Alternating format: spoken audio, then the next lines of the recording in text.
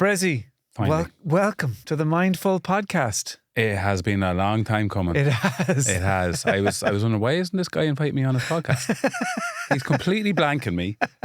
And I'm just sitting there by my phone day and night, nothing. And then I get the text. Well, you got to wait for the special things, I suppose you do. But no, I was delighted to see the little, will you come on my podcast? I was about to go, no, I won't. It's a real honour to have you. I'm delighted to be here. I live in constant amazement of all the things that you do. And whenever I feel like I've taken on too much and I feel like I'm too busy, I just look at what you're doing. And I don't have kids though. I don't think. This is true. Yeah. Yeah. Yeah. Kids, I think, definitely make it a little harder to do the amount of stuff I do because your priorities change. Like your only priorities are children then, I think we have a bit in common, and I was reminded of it again in the intro to your latest project on Audible, Madman's Hotel. You say you're not really sure how to introduce yourself. No. Because you've had so many jobs. And it's the thing I live in fear of these days. Like if I meet people, say, on a golf course, and they're like, so what do you do? And I go, oh God, how am I going to explain Oh this? my God, yeah, I get. I'm a comedian. I mix it with meditation. What? Yeah. And you have to almost start going into like a bio or a CV to try and explain your work path. But just say something really awkward where they won't ask you another question. Yeah. That's what I like to say. Like some people, if you really want to like stop, especially if business people want to ask you questions, say you're a musician, they're like, okay, that's the end of that. It's grand. I'm a musician. Yeah. I always say that I work in the creative industry because regardless of what we both do. That sounds like code for porn. Well, maybe. I mean, I haven't tried it yet, but maybe. I mean, sometimes when things get lean and you have to think about it. But I think the thing about it is that the one thing I hate, I've always hated it, and I see it so much now, especially, is labels. I don't like putting people in boxes. I don't like deciding you're a musician, so you can't be, you can't. We do it especially to children, and then what we also do is we label generations. So we have Generation Z. I'm a geriatric millennial. Apparently, I don't even know what that is. But it's this need to label everybody. It works really well for politics and marketing companies, but it's brutal for communities. And I think, if somebody, might be an accountant, but there's no reason they can't be a brilliant musician as well. Or I'm not a good accountant, but you know what I mean? I think it's more accepted now though, because younger people don't assume they're going to be in the same job forever or even for 10 years. Yeah, exactly. I'll do this for the next 3 or 5 and then see. But what do you love? That's the thing I always, and people, you can't be idealistic and romantic and Pollyanna about the world. Sometimes you got to do jobs you don't love doing. But like the thing I love the most above everything is going into a room when nothing exists and creating something.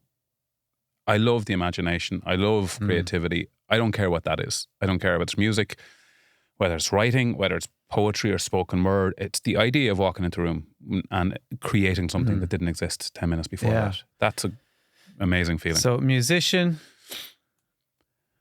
do you call yourself a mental health advocate, mental health speaker? You're about to be finished a PhD very soon.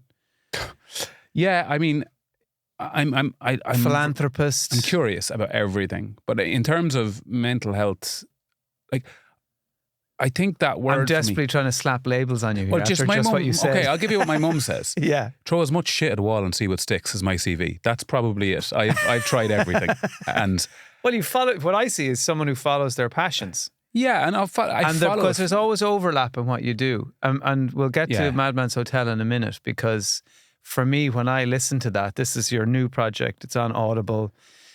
It is a mixture of everything. It's art. It's a podcast. It's storytelling. It's soundscapes. It's an exploration in music, and it's also your own personal path and story as well. So when I listen to that, which I think is phenomenal, and I hope everybody does for many reasons, but I was like, how beautiful. And I know when I saw you here, I had to give you a hug. And I used the sentence, God bless you, which I don't think I've said ever. I really liked that, actually. I felt like my granny was back in the room. I got emotional listening to it for many reasons. Yeah. Obviously the content, it looks at St. Loman's mental hospital or institution or asylum or lunatic asylum, as it was called back in the day, even though we don't use those words anymore. And obviously the stories and main story involved in that. But also I was emotional because I was like, oh my God, there is a man who is using all his talents and all the stuff that he's been exploring over the last decade or longer. And it, as you say, you went into a room where there was nothing and this came out. And the thing about that, the Madman's Hotel for me, like it felt like somebody else was telling that story. It was really strange that there was so many times I did not want to do that. Like I did not, regardless of what people think about me, I don't like talking about mental health all the time. I certainly don't like looking at asylums and what went on there. It's really awfully difficult work sometimes, because when you research something like that, or if you're doing a PhD, which is looking at that as well, you don't just read things. You have to forensically go through them. You have to go through the treatments, the commitments, the admissions, all of that stuff. And it gets in on you sometimes. And you wonder, like, why do I do this to myself? But why do you think you do it? Because honestly, I had this conversation with Louise. I have a real attraction to darkness. This is your partner, Louise, who's also a psychologist. Been on this show, before me. Don't worry about it. But she was like, have you not been on yet? I was like, he hasn't texted me yet. But I wanted the timing to be right. Well, thank you. The timing is right. It's now. perfect timing. You're right. You've always been good with timing. Well, I didn't want to do my first series and first guest, Bressie. Yeah, let's do the cliches of all cliches. Mental health guys. The mindfulness lads. Yeah. Here, born to shite. Exactly. So I had to save you. Thank you. But I as I said, I have an attraction to darkness. I find dark. I find dark people, and I don't mean people who are evil. I mean people who have stories. I find them really interesting, and I'm curious about them. And I've learned a lot more personally in those spaces than I have when I'm doing cartwheels up the meadow and everything's great. I find I don't fear it anymore. I do not fear that place, and I think we can learn a lot from it. And a lot of people told me when I was doing the Madman's Hotel, and even people were offended by the title. And this is historical language, which was crucially important to the context of the show. But what I said to them is, I'd like to see you get more offended by the fact that there's three-year waiting lists for children now for mental health care, that there's a lack of clinical governance at HSE level when it comes to CAMS and child and adolescent mental health services. Let's get really focused on what to be offended by. Yeah. Don't get offended by a poem that was written by a patient in 1950 in St. Loman's that became the context of the show. And that's where the title, that the inpatient wrote a poem and they used the term The Madman's Hotel. Can you explain the story to us? Take us through The Madman's Hotel. Yeah, well, the story is, first and foremost, this story on the surface appears like it's sad, and it is sad, but the actual outcome from this cannot be sad. The outcome has to be very positive and hopeful, and that's why I made it. But the story was initially, growing up in Mullingar, like a lot of towns in Ireland, there was what they called a district lunatic asylum. I think there was 22 in Ireland. They were built, a lot of them were built in the 1800s, especially after the famine. We started putting them up, but they were built for what we called the lunatic poor. That's what they were referred to. There was the lunatic, the poor law, as they call it. It's funny when you take away everyone's land and don't give them any money and starve them to death, they suddenly turn mad. That was an interesting conflict with Audible, when I was like, how far can I go about? But the famine wasn't the story here. You know, I think the trauma of the famine was definitely part of it. But so I looked at the asylum and I looked at Loman's and I said, I've always been terrified of the place. And so you grew up in the shadow of this place and knocked around there as a kid and looked in when it was still open up until quite recently. 2013 it closed. There was a pitch and putt course, and there was a St. Loman's GAA course, who I used to play with. I ended up playing with Shamrocks, but their football ground was there. So I was walking around it all the time. One of my best mates, Deck, the Blizzards drummer, lived across the road from it. So I was in his house all the time because my parents were best friends. I had a horrible feeling about the place, and I've always feared it. And that's the thing, like, we fear things we don't understand or don't know, and that creates stigma. And I don't want to have stigma around this. So I said, right, I'm going to explore this. But the time, this uplift, you know, those petitions came up, somebody sent it to me about the graveyard in St. Loman's and said there's 1,304 people buried in a mass grave in St. Loman's. Basically all the crosses had been picked up. and the crosses only had numbers on them. Like they were buried, like they were prisoners. These people, most of them broke no laws. Most of them had nothing wrong with them. That's the real heartbreak of it all. So they pulled up the crosses, so it was essentially just a field. And they wanted to sign a petition to get the crosses back down, to get their names on the crosses, to have a memorial wall. And I went, no, I don't want anything to do with this. It's too dark. I'm not in a great place myself. I think I was kind of, it was just after the voice. I was not doing great mentally. Did not want to suck myself into it. And then it just wouldn't go away. It just would not go away. And then Julie Clark, who's this phenomenal, just powerful woman, was the great-great-granddaughter of one of these people in the grave, Julia Leonard. And she was the one driving this. And I said, I want to help. I don't know if I can help, but I can tell a story. And what I do know, I said to her, is stories are the best way to communicate to people about this stuff. Telling people, there's a big graveyard, they'll turn off. It's too overwhelming for people, understandably, who mightn't have direct contact with St. Loman's. So I said, let's tell the story. And we wanted to tell Julia Leonard's story. And her story is heartbreaking. She went in there ultimately with very little wrong with her. And without giving the story away, she accused her husband of cheating on her. And he had her committed because there was a thing called the Dangerous Lunatics Act, which it basically meant you could commit people without evidence that there was anything wrong with them. And she went in there and she died 20 odd years later, but she had a child in there. And what was particularly significant is that you could only be signed out by the person who signed you in. So if they put you in for nefarious reasons, you weren't getting out. But the darkest part was a couple of days after she was committed, the partner went off with the woman that she accused and put the children in a workhouse. Yeah, so he didn't even take his kids with him. Even with that knowledge that what she had said was true, because he said she was delusional and that's why they committed her. Yeah. She's delusional. She's seeing things. She's making things up. Even with full knowledge, St. Loman's knew that this was true. They still couldn't let her out because there was nobody to take her out. And not one person visited her in 20 years. Not one. And she died of a broken heart. And her story is not uncommon. So I think personally, it's the last shadow of our dark history that we haven't uncovered. And we talk about the shadow as well. What amazes me is we ask, God, how did we ignore these things that were happening in plain sight? Like nowadays, we ignore things that we can't see.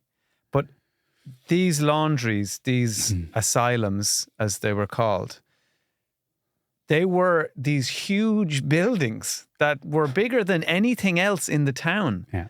So every time you left your house, you had to see it. Like your friend Deck lived across the road. That was the point though, Dermot. That was the point. So there's a couple of things we need to understand about asylums. So in Ireland, we like to blame certain people for certain things. We like to blame the British for a lot, for colonialism. We like to blame the church a lot, understandably. In this case, Ireland put more people into institutions when we gained our independence. The church had very little to do with the running of the asylums, but they weaponised shame. So the church had weaponised shame, and De Valera played ball with that and said to the church, you take care of all ethics and morals. So if you didn't fall into that very narrow conforming space that the church expected you to fall into, you could end up in asylum very quickly, or an institution. Particularly if you were a woman. Especially if you're a woman. But the thing about when you actually pull that thread even further, because I was really interested on that side of things in my PhD, it's about 50-50 on admissions. But if you go under that, because that's where you get more information, you start to realise why a lot of men were put in was generally violence or alcohol, whereas women were put in for delusions or melancholy, because there was no way of actually defining that. So they were put in for reasons. I think the Dangerous Lunatics Act was abused far more for women than it was for men. And yeah, that's just so to me, they make this joke that the only things that didn't change after we gained independence were the post boxes and the asylums. In fact, by 1950, we had the highest level of people in coercive confinement globally in psychiatric hospitals. So we have two options here, because a lot of people pushed back on me on this and said we should leave what's in the past. I went, I agree. If we still didn't have legacies that prevail in our current system now, we cannot keep looking at our mental health system now and asking the question, why is it so dysfunctional? without looking at history. We cannot say things in the media about reducing stigma and mental health unless you look at history and how that stigma was actually formed. And it was formed because the reason this is such a difficult story for people to hear is because there's no scapegoat. There's no one to blame. It requires society to put a mirror up to itself. And society doesn't like doing that. What happened was we didn't want these people. We didn't want people who might be indifferent, who might have been struggling with something like postnatal or some other hormonal issue or just grief or trauma from the famine. Or disability. I don't want to deal with it. Yeah. Put them in there.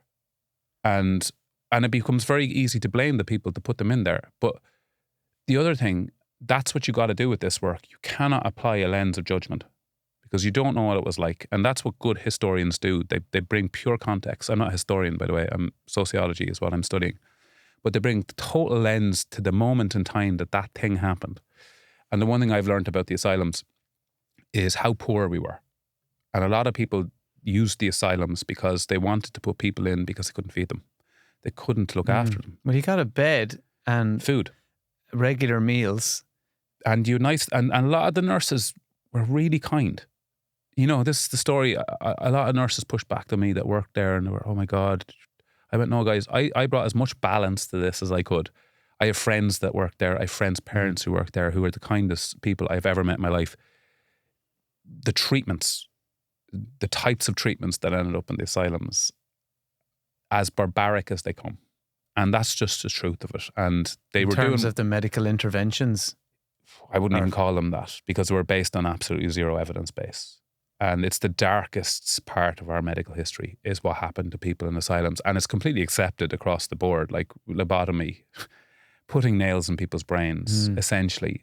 I'm sure it wasn't unique to Ireland, though. Oh, no, it was actually developed in America, but it actually was developed out of a reaction to after World War II.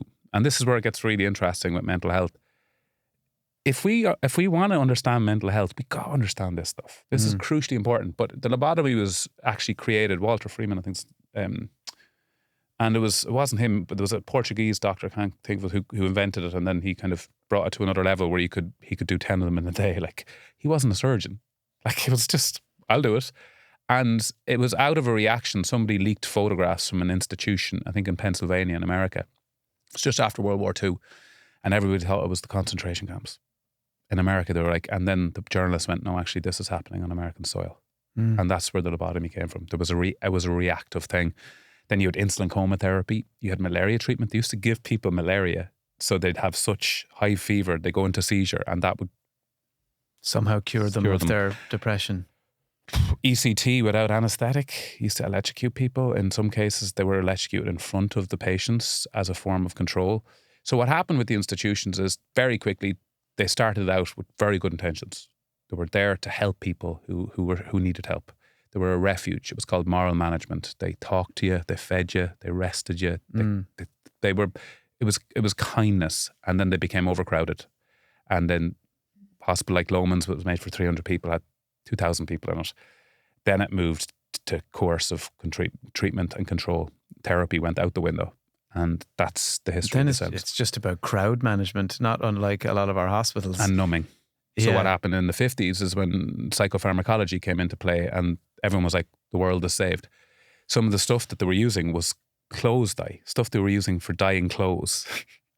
As drugs? To God, drugs, yeah. Drugs that, like, they called them chemical lobotomies because you're just disintegrating. And some people were, like, don't get me wrong, there were people who were very, very unwell in some of these places who'd had deep levels of trauma and needed to be kind of kept in certain conditions because they were a danger to themselves and to those around them. The haunting sentence you mentioned that haunted you and haunts a listener to the Madman's Hotel as well were the few words that were discovered by the main character that you focus on, the main lady who was in St. Loman's, Julia Leonard. She wrote a few words of her own that appeared on an official document. In her medical records. So her medical records, that's the other thing. There was 7 pages out of 100. Like, medical records are so important to the families. And the irony of the whole thing was we could get access to medical records quicker by looking at TikTok of people who've broken into these asylums and put them up than we could by going through official routes of FOI, of HSE. We could not get the records. I'm a PhD student. I should be able to get access, not to families' medical records, but I have to research this stuff. So I went into the archives and I'm looking at things. So anyway, there was 7 pages out of 120 pages of Julia's records. And one of the lines that she said in it was, "I'm not crazy and neither are half the people in here." And she was right. And when you actually look at the reasons people were committed, they weren't. They weren't. And this is the saddest part. It immediately conjures an image of all these sane, abandoned, possibly betrayed people, lonely, isolated, who are trapped in this place with people who do need serious care.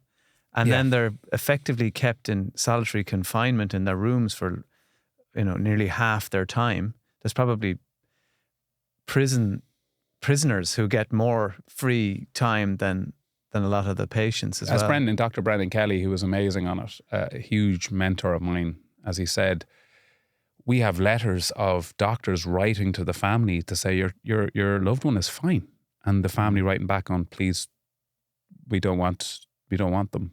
Please contact us again when they die."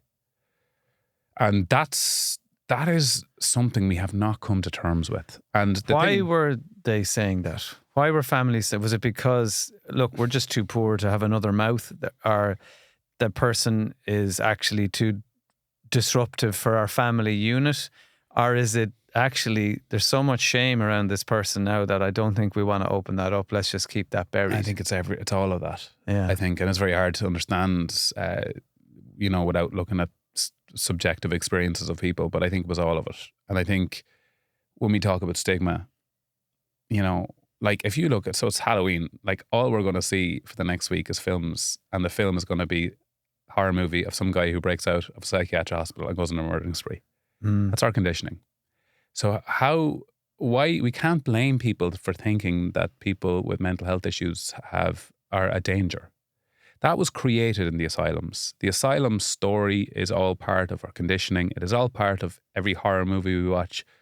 And of course we fear it because we don't understand it. But when you actually start to study it and you start to hear these stories and you humanize these stories, then you start to destigmatize this stuff. And you start to realize that as I said to a lot of the families that we worked with, your loved one did not fail society. Society failed them.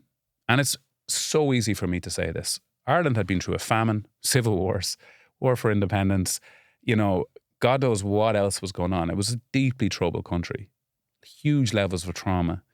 And some people thought probably the best thing we can do for people is to get them refuge, because that's what it was initially for. But it changed. And then you have the other institutions of Ireland. And people go, it's the same all over the world. Ireland is very unique in many ways in terms of how we institutionalised and in terms of our history, in terms of, as I said, gaining independence. And what happened is, here's like a history lesson. De Valera was kind of focused on the political aspects of stuff, and the moral and ethical stuff was driven to the church. And they decided what we should be and what we shouldn't be, and what was good and what was bad. And then anyone who didn't want to conform into that, they were put it, and we know the stories in the Magdalen Andres. We know the mother and baby home stories. And I'm so, so happy that these stories are being told now. And someone said to me, "Oh, it's embarrassing for Ireland." It's not embarrassing, guys. It's not embarrassing. No, Look it at our shows history. Emotional maturity and emotional intelligence, that you're willing to look under the carpet and go, all right, if we're going to clean this place up, we need to see where all the dirt is. Where all the dirt is. And we need to acknowledge that the trauma in our history is actually relatively fresh. If you look at a lot of the countries around the world, like, a lot of their history is quite very, very old and ancient. And when you look at Ireland, Civil War, independence, famine, all in the space of 100 years. How could we be any other way? And they used to joke about the mad Irish. That was the other thing. The mad Irish used to call us, and then Freud said Irish people couldn't be psychoanalyzed. That's nonsense. We were just a deeply traumatized people. Yeah. And you point out that he never actually said that. He never said that. I mean, it's a great line, but he never said it. But these are the things. We take pride in that. Oh, I think delighted. Like, of course you can't. They never work me out. I can't be hypnotised, Keith Barry. Yeah, just but this, I think it's ultimately, I am so glad I did this, because it's utterly changed the lens on how I look at the work that I do. And the one thing, and I'll finish this, the one thing the asylums have taught us is that you cannot solve social problems with medical solutions. And we're still doing it. Social problems like what we will see here, like we look at housing, we look at our health system. These issues, and Ireland's a beautiful place, there's social problems here. And you know, what's happening is you get people utterly overwhelmed, say homelessness, or somebody or family who can't get a house and their children have nowhere safe to be. And they feel insecure and lost. Parents feel overwhelmed by that. And then they go, I have mental health issues. I look, well, I think we got to solve these social problems. And I think what we've done largely in politics in Ireland is we've depoliticalized mental health. So if you're overwhelmed or you're anxious or you're depressed, it's because your brain is broken. That's the constant message. And it might be, we really don't know yet. Because, you know, there's people researching this stuff every single day, including myself. And I don't know how much further on we are now than we were 200 years ago to really understanding the complexities of the human mind. What answers have you found then in terms of, because you mentioned at the start of this, you know, we want this conversation to be optimistic, future looking, hopeful, because that's the frame of mind that we need to be in and learn from the lessons, as you say. What have you learned, do you think, in terms of, particularly in taking St. Loman's as an example and the way we have treated mental health in the past? What can we bring to the future? And does it overwhelm you to think there's so much work to be done? Does it overwhelm the people that we go to ask for help? What I've learned, I think, with this is, number one, don't be arrogant enough to think you have the answer to it. And also, don't hold on to your opinion too tightly, because things change and your perception changes. And my perception around mental health has changed so much over 10 years. Like, I initially put way too much emphasis on the individual. I was that wellness warrior guy saying, you know, just drink magnesium. And I started to realize, no, that's not it anymore. This is much more complex than this. So what did I take out of it? What I took out of it is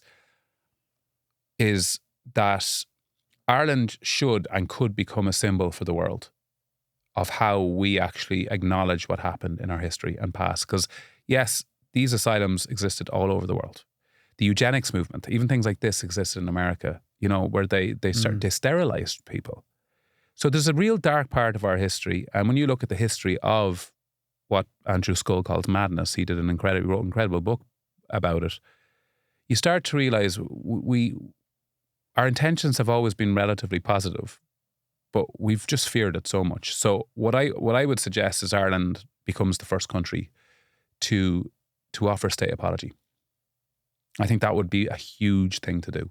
I don't think most of the families that I would have worked with, they're not looking for anything. They're looking for some integrity and some respect. A state apology for what happened in those places. And I think it's warranted. And it's not a blame game. It's not a scapegoat thing. It's the right thing to do now, I think. And because too many families were failed and too many families experienced the failure of that because of intergenerational trauma. One guy in the show, as I said, it's the thing that gets me the most, was this guy holding on to the cross when you were putting the crosses into the grave, and he didn't want to let go. And I said to him, do you mind me asking why this is so raw for you? And he goes, you see somebody was buried 100 years ago. What you don't see is how that affected everyone in my family, and how that affected my mother and my grandmother, and how that was passed on to us. That's how this works. And I remember going, wow. And then he put the cross into the ground. It was really profound. So I think Ireland should be the first country. I don't think any country's offered a state apology for what happened in the asylums. And I think they should. I also think we can become world leaders at youth mental health. I think youth mental health is where we should focus. I think it's a real opportunity. Why do I think that? We're a population of 5 million. We're like the size of Greater Manchester, or a bit bigger than that.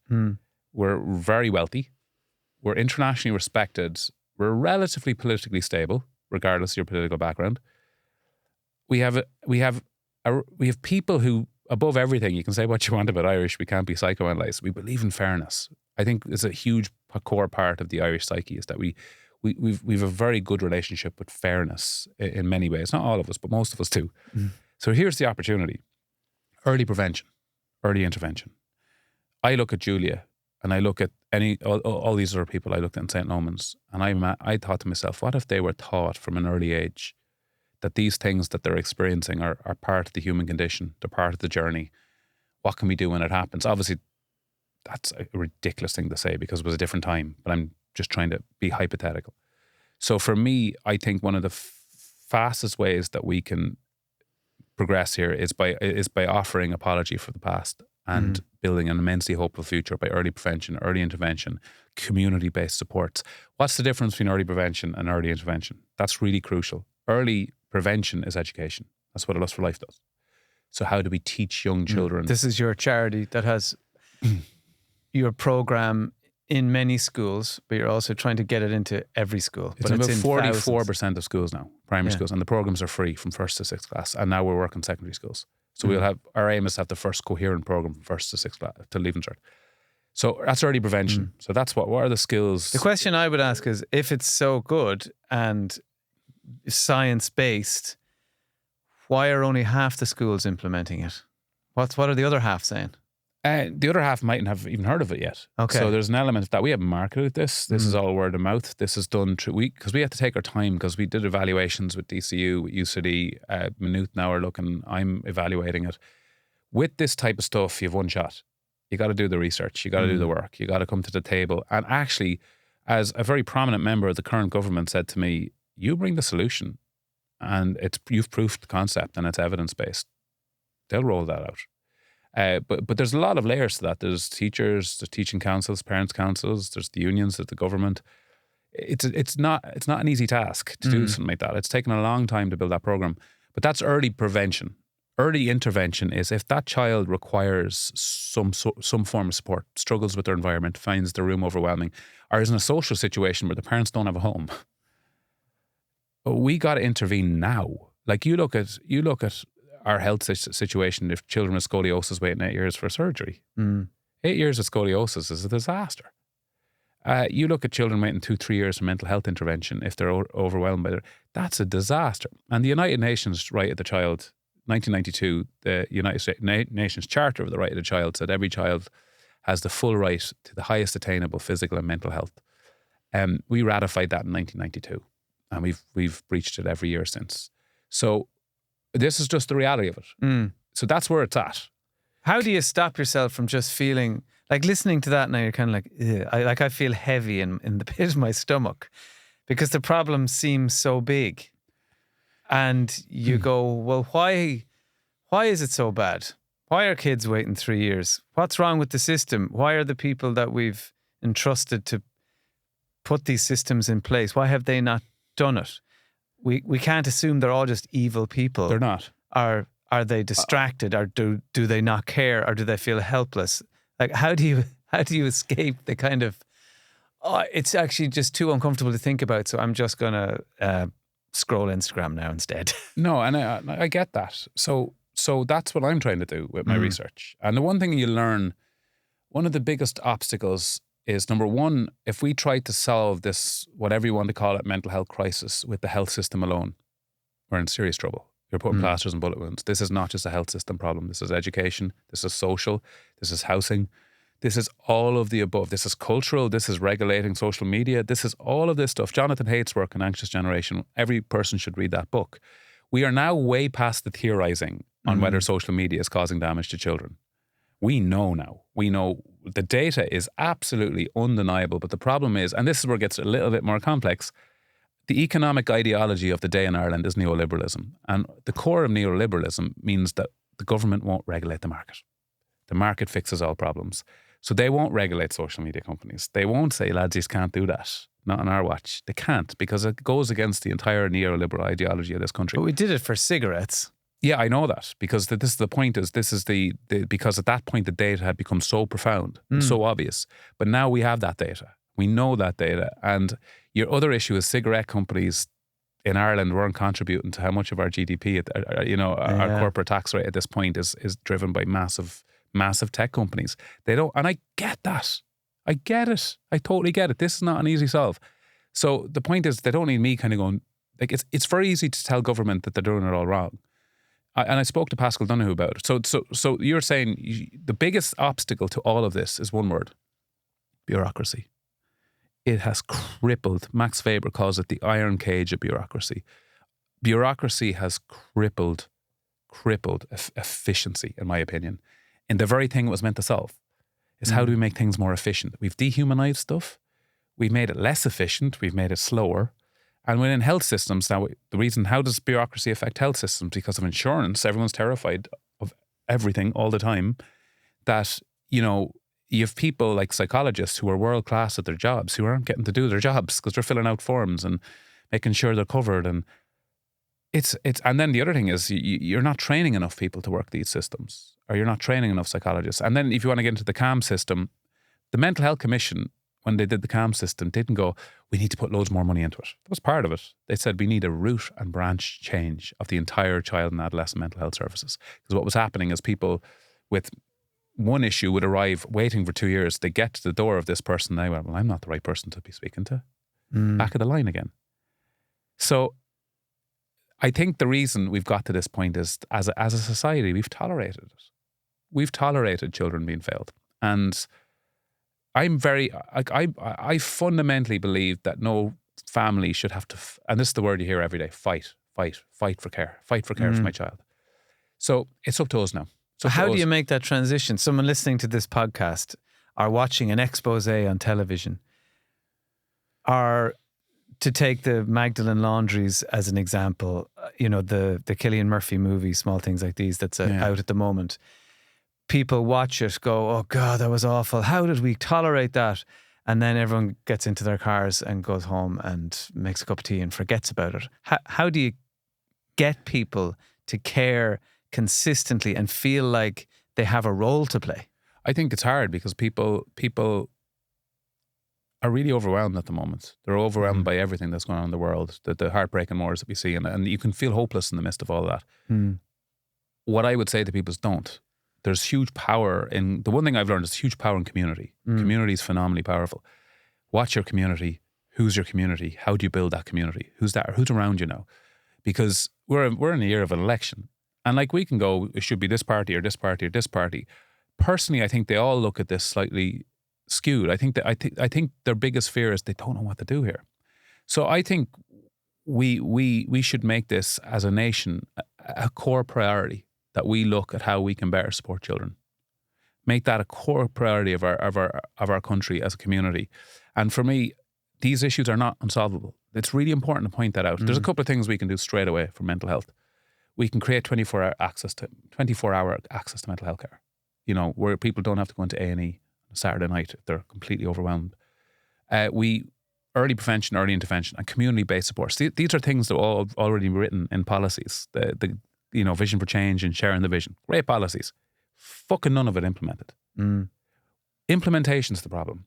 So ask yourself, why is the implementation? And then if people go, when politicians call to your door looking for your vote, they go, what should I ask them?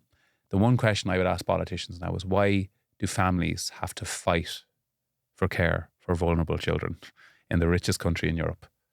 There's something wrong there. And if you look at the two biggest social issues we have in this country, housing and health, and both of them are human rights, in my opinion. And I just think we have to reestablish who we are and what we expect. And I think neoliberalism for me is a rot. I think neoliberalism, which was not invented, but was kind of perfected by Thatcher and Reagan, believed that if you were depressed, it's just because you were lazy. You're lazy. You're not work. Get out. Get out. The miners who lost their jobs are all depressed. They're just lazy. Get out and work. Pull yourselves up by your bootlaces. Yeah, that's the mindset of neoliberalism. It's like the market fixes all problems. And when you do that, the market does not fix all problems. The market has one desire and one desire only, and it's certainly not the welfare of people, it's profit. Did you ever think you'd end up talking about all this stuff? Absolutely. If you go back 10 years? Of course not. Absolutely, of course not. And part of me doesn't want to do this. Like, I love people that say that about me. I like to run a joke of like your mates are in having a pint and I arrive and I go, fuck, here's Bressie. He's going to want to be talking about his mental health. Like, I don't. I'm studying it, and I've set up a charity, but it's not what I talk about all the time. It's not. But isn't it funny? And I guess it's really poignant, actually, is that a musician has become the face of mental health in Ireland, because there's very few other people willing to step into that space. Because as you say, it can be overwhelming for politicians They don't know where to start, what to do. So in steps a musician and former professional athlete. Like it's kind of poignant in a way that it's not someone in the role who is, if you go to anyone in Ireland, mental health, who comes to mind? Bressie. But that, like, the thing about it is, and that's good and bad, like, because like, I'm not, like, when it comes to the kind of study of this and the academic side of it, I'm not that interested in the individual. That's a terrible thing to say. I'm not interested in the psychology of the psychotherapy of the individual and how it's made up. I find it deeply interesting, but I don't want to study that. I'm interested in the system. It's the structures, is the culture, is society, is like how can we create kinder, more empathetic, understanding societies? And everyone thinks the opposite of like neoliberalism or capitalism is socialism. It's not. There's a thing called the third way. And the third way is social democracies, where I think it was Dr. Mike Ryan, who's incredible, World Health Organization, the guy we all wanted to hug during COVID. He said, he was speaking to, I think it was the Finnish welfare health minister, and they were talking about things like basic universal income. And he said, why do you have that? And you know what his answer was? The Finnish guy, I can't think of his name. He said, the most dangerous person in a society is a person with nothing left to lose.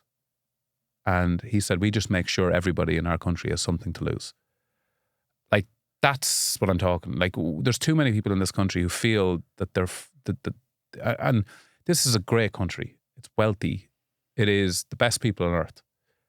And these issues that we see time and time again, we're convinced that they're not solvable. And we're convinced by that all the time. And then when that happens, you can lose a bit of hope. Yeah, there's that learned helplessness. And a bit of bite. Yeah. And what I'd love to see is just that, and it doesn't have to be conflict. That's what the Madman's Hotel was. It wasn't like, let's throw stones at people and give out. It's about actually, what if we turned these 22 asylums and turned them into the best educational places in the world where people can learn about the human condition? Look at Grange Gorman. It's the biggest asylum in Ireland. That was massive. It is one of the most impressive places I have ever been. It is a place of education where people being taught to be the next wave of our economic kind of importance. This unbelievable campus up there.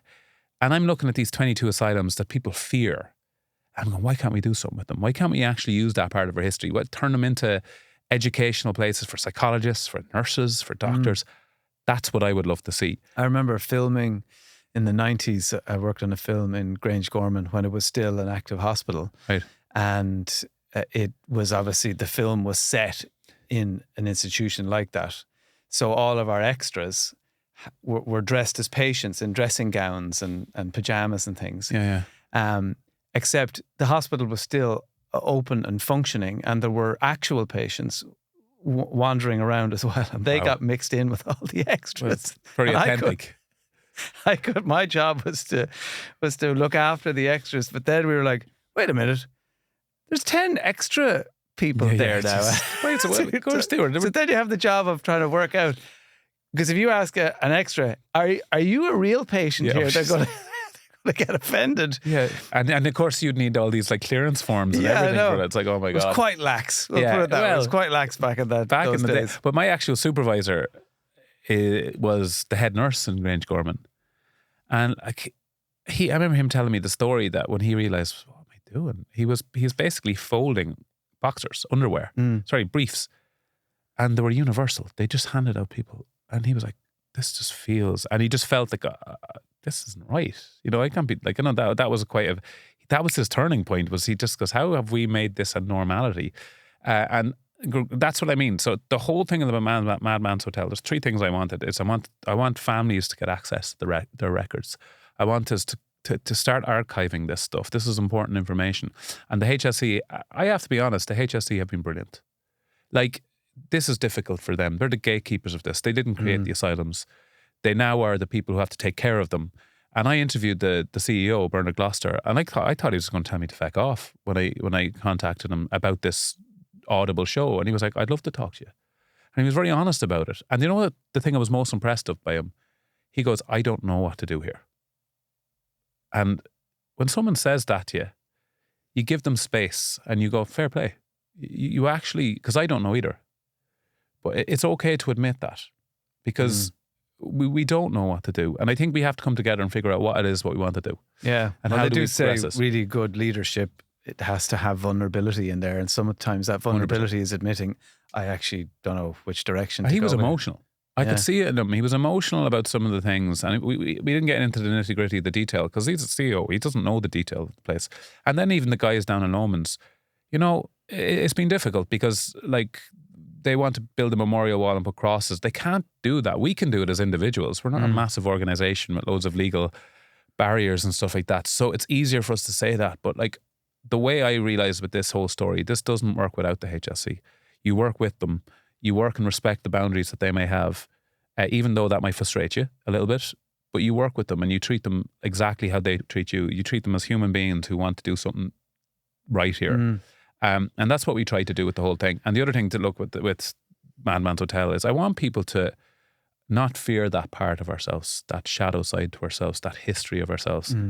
And ask yourself the question, rather than expecting someone like me to have the answers, what do you think we should do? How do you think we can make this a better place for people who are vulnerable?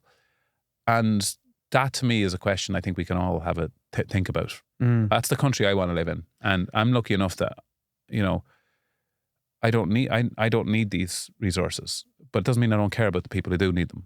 And that's the kind of that's how communities work. Yeah.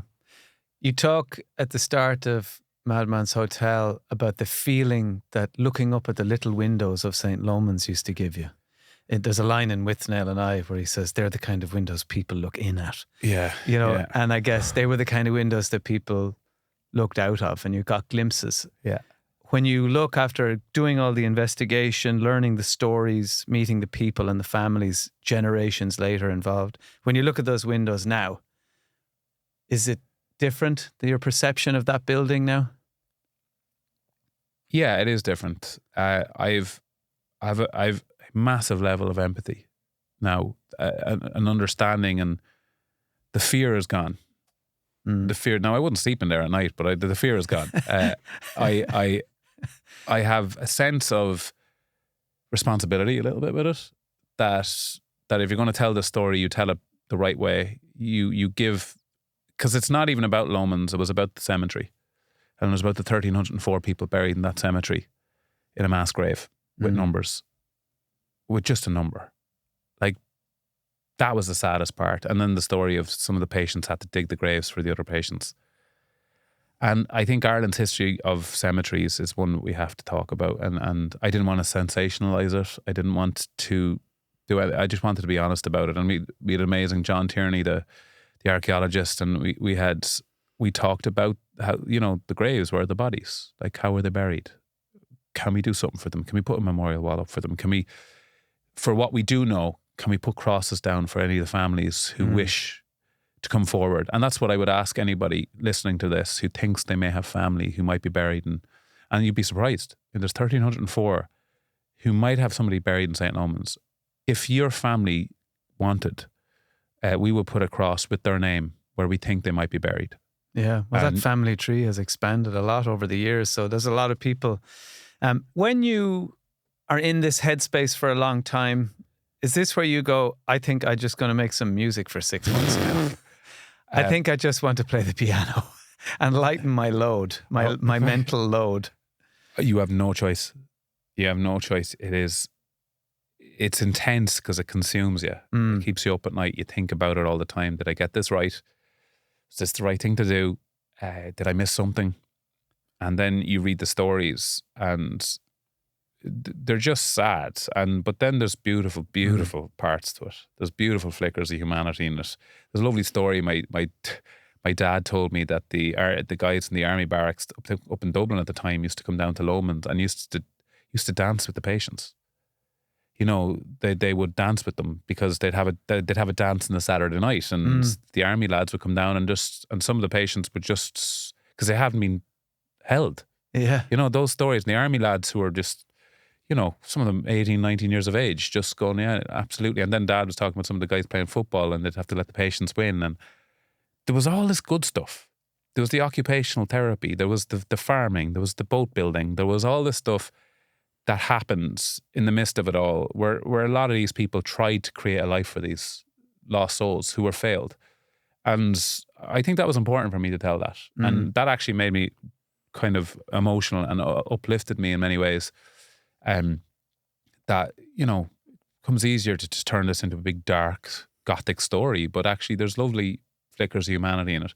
But you cannot do this all the time. And I need to stop for a while. So what do you do? Well, obviously, we didn't even mention the fact that you kayaked the length of the Shannon, did a massive cycle, and then climbed Carrantoul to raise that was my break. £250,000. I know, that's the lad. This is you switching off. Yeah, that was my break, which was lovely. But you know, my break is it's nature. I'm a nature baby. I love it. I love being outside. This work is very internal, in a room, studying. Yeah.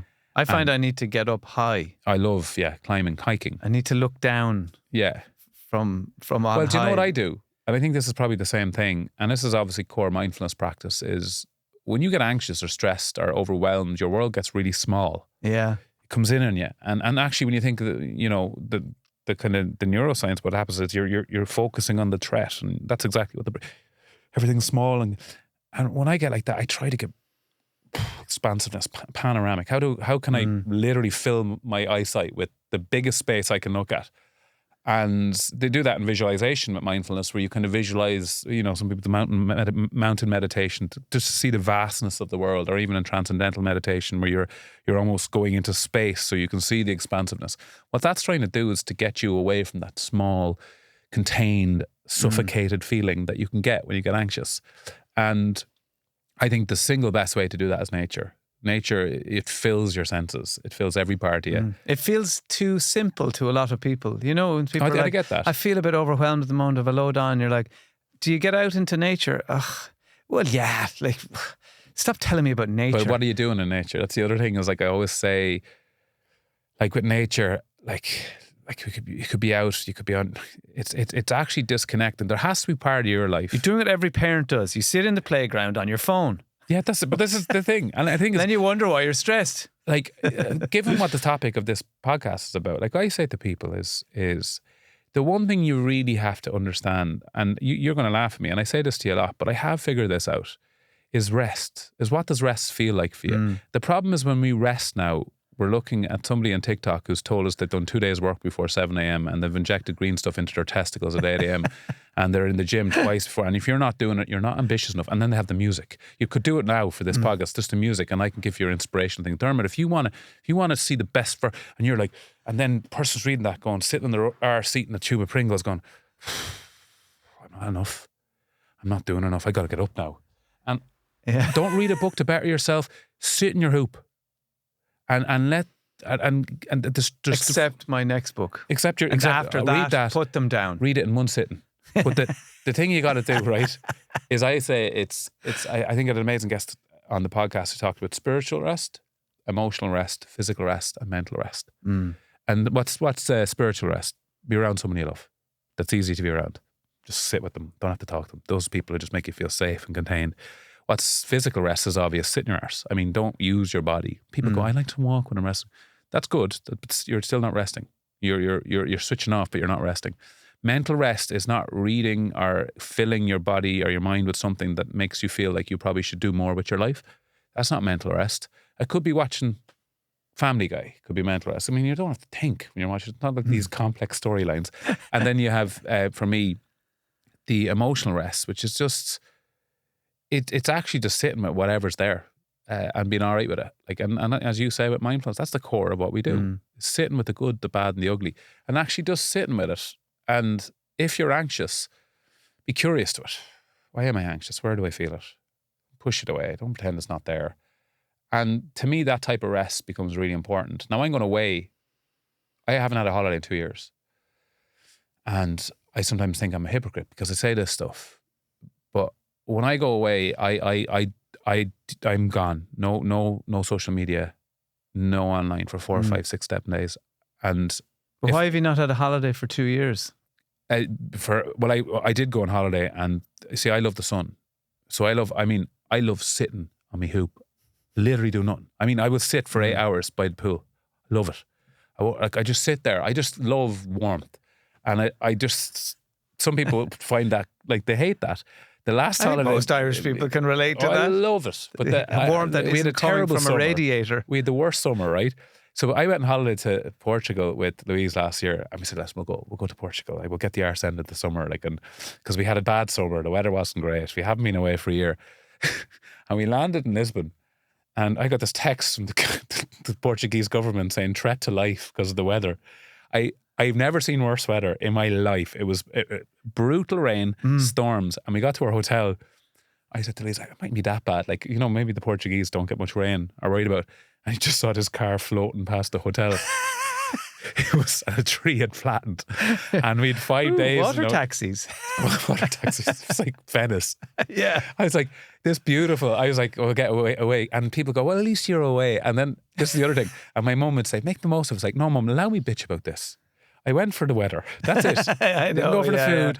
I came for the weather. We feel so ripped off. We'll deal with everything. We'll deal with bad food, cockroaches in the apartment. Yeah. If we don't get that sun. Oh.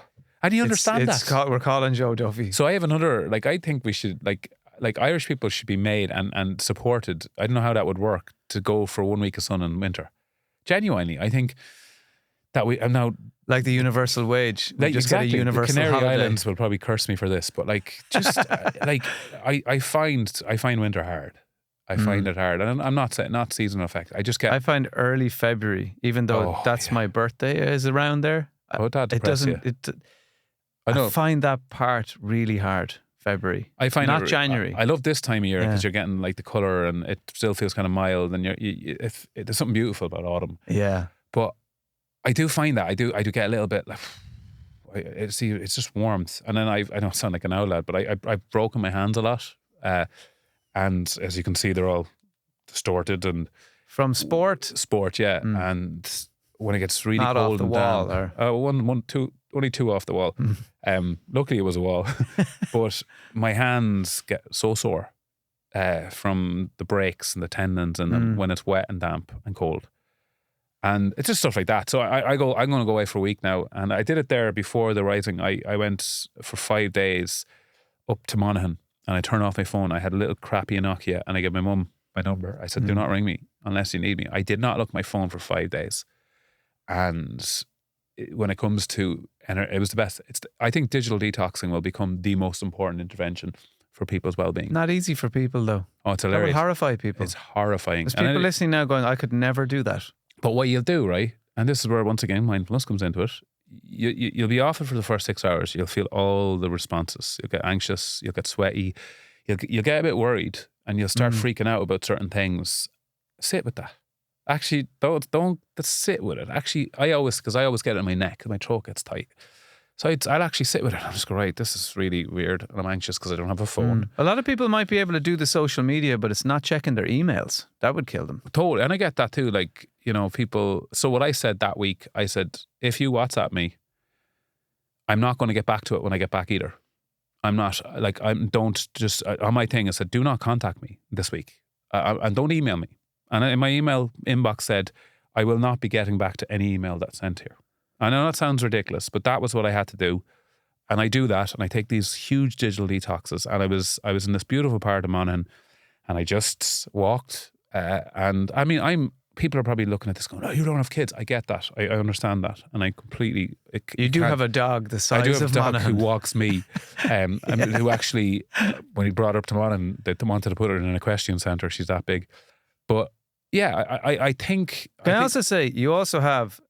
a wonderful partner who is a psychologist, Louise Carroll, as you mentioned, who's been a guest on this podcast. I know a lot of people who I would say, I go away for the weekend. Like I'd say, I go away for the weekend just like you did, and I turn off my phone and I just go into the woods and I walk around. I go down to Glendalough or wherever. And the amount of people who go, what? If my fella or my missus said that, there's no way I'd let them do that. Yeah. What? They get to go off and I'm at home doing it. Yeah. I mean, it's a blessing that you have someone who is willing to allow you to do that, because a lot of people want to do it, but they feel like, in inverted commas, they wouldn't be allowed. Yeah, and I she sees that in me, and I see it in her too. And we're both very unique characters where we are like, we love each other dearly, but we're completely comfortable with each other. If she goes, I need space to be, I'm working with people 4 or 5 times a day who have really difficult stories and needs. I need to not talk to you for like, and I'm going to go, and I'm like 100%. And that, and you see, that's where you have to be really comfortable. It's not me. I've done something wrong. Yeah. And I think I understand that too, because, you know, what I do say to like a lot of people I would have trained with, you know, with some of the endurance stuff, they would be off for 6, 7, 8 hours. And I'd often think, God, like, you know, and one of my really good mates said, there's a balance to this. My partner knows what this does for me. It really does help me. It allows me better communicate with her. And then when she wants to do, you know, go off for, then I understand that. And I said, that's good communication. Yeah. But Well, what I say to, you know, so when they do say, I'd never let my fella do that, you know, and I'd say, well, but how does your wife let you go off for 2 or 3 days just by yourself, do nothing, sitting in the house down in the woods? Yeah. And I go, but the version that she gets back of me is ready to go, present, relaxed, making better decisions, more available, more energy. And I say, do you ever let your partner, and I'm not just saying it's women not allowing their men to do these things, but there are a few of the conversations I've had. But would you let your partner go on a stag? Yeah. Yeah, sure, I'd have to do that. Yeah. What version of him are you getting back? Yeah. Just like my mates don't invite me to stags anymore. Yeah. I'm like, I love you lads, but I'm not coming. Yeah. They're like, why is this? Like, genuinely, my 3 biggest fears in the world was getting stuck under a kayak and stags and hens, to be honest. So I just don't go on them. And it's just purely because I don't really drink. So and they're like, but it'd be great crack. You think? Like watching you, like the last stag I went on. I was down in, I think Lahinch. I think it was Lahinch. And I was sitting down having breakfast, and one of the lads walks in with only a pair of runners on. And everyone thought, oh, this is hilarious. Like, dude, you're going to get arrested. Like, this might sound hilarious, but you have a good job. Like, and also, by the way, like, those runners you need new runners, bud. Like, and just sitting there, and everyone's like, oh, hilarious. And I'm thinking, oh my God, like, no, I can't do it. And they go, it's not because I'm boring, it's because I don't want to be arrested. And also, if I'm going to get arrested, I want to have had like a nuclear level fun where you were drunk with them and you were doing all the you know, having the crack. I don't want to get arrested for being the guy who went to bed at 11 o'clock and got up the next morning at 8 o'clock for his fry to watch your man walking in butt naked. But so, what version of him came home from that to the missus or the family? Could you imagine the fear he's frozen with fear. He can't make any decisions. No. He's clinging to the ceiling. He's like, his runner's got abuse. Like, suddenly 3 days in Glendalough is a better option. I don't get me wrong. Like, some people, that's their thing. They want to do that and they have a great reset and stuff. But for me, rest and understanding space. I think there's a big thing Louise talks about a lot in relationships is codependency. We become very dependent on each other. That without understanding, just give yourself a little bit of space. And you learn that, like, you can also get into that tit for tat bargaining thing as well. I think if there's kids, with kids, like, it's really difficult, especially if you're having a difficult time with the kids and they're overwhelming, you're stressed by them. It can feel a bit like, hold on a sec, you need to go away. And that's where I think really good communication. And good communication, I think what happens is, like, there's 4 types of communication. There's passive aggression. Communication. I knew you were going to say that. In the history of communication, it's never worked. It is the worst way to talk to people. Go on. It's just go on there, yeah. And then, go for your weekend. Yeah, it's crap. Don't worry about me. And then confrontational is the other one, which is like, you know what that is. That doesn't work. Then there's the passive, which is like, I don't like drama. So you don't deal with anything. So you avoid everything and you don't have any conversations about anything. So then it just festers and it becomes passive aggression. And then there's mindful communication. And mindful communication for me is the ability to see the world from the other person's point of view. Change the lens on how you're looking at things. So even if you disagree with them, how are they looking at this? And then you start using language like, how do we move forward here? Well, you know, how could I best support you here? So all of a sudden you're in your head, you're going, why won't they let me go away? And then maybe you put their lens on and you go, maybe they'll miss you. Maybe they're a bit overwhelmed by work and that they feel that maybe they need a break. And it mightn't be true, but that's your starting point now. And now, and that to me is why mindfulness is such an effective way don't make your default setting judgment or passive aggression or confrontation just because you're not getting what you want. Maybe that's how you preserve relationships. And at the end of it, if you have that conversation and you say something like, I totally get why me going away for a few days might be overwhelming for you. But right now, I feel that I really need it. And it just feels more respectful. Yeah. And sometimes you just want to go, feck off. Someone made me shite. Because I always say about mindfulness, we've had this conversation. People think, oh, is that just makes you passive? And I went, no. Mindfulness makes you think before you say. That's what it does. It's a space. And my favorite quote is sometimes the most mindful thing you can do is tell someone to fuck off. And people go, well, that's not very pleasant. But no, I actually thought about how much I wanted to say that to you. So that tells you how much you need to hear that. Yeah, I'm not saying this in a rash moment of emotional explosion. This is really well thought out. This is regulated here. Yeah. I'm breathing calmly, and you should really go fuck yourself.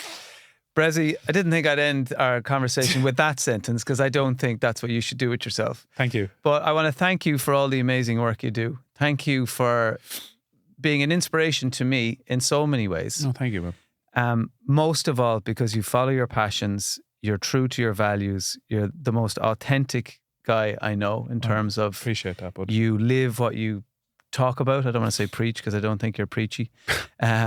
Good luck with the same to you, man. Rest of the PhD. You've made big calls, and it's a tough thing to do, and it's something I respect massively in people. Just to do it, just to believe in it and go with it, and who knows, and that's something that I think. But once again, we started this about putting people in boxes. I don't think we should do that to anybody. I think we should let people do that stuff and follow their dreams, but follow where their intuition is bringing them. Should we play music under this part? No, it's inspirational not slow corporate enough. music. It's not slow enough, and you got to close up my face. And you got to go right into your eyeball. More knees, more hands shit going on as well, like this. Yeah. And then there's a breath, and the music will Can we cut to people on taking deep breaths on a cliff top after a run? Yeah, that's it. And there's that one. That's the one we want. Yeah. Can we throw some inspirational words just up on power, belief, humility, strength. I love the humility one. Yeah. My favorite one is the people who film themselves meditating. The videos. I'm so centered right now. Is it recording? Yeah. Good. And you're doing the still thing. And suddenly my own camera accidentally filmed me from behind. It's literally. How did that happen? I just put it on the shelf and suddenly it just came on. These things have to mind of their own. And caught me in the lotus position. It's just incredible. You subliminally turned off your camera. It's unbelievable stuff. Impressive. Power. Strength. Authenticity. Thank you, my friend. Cheers, bud.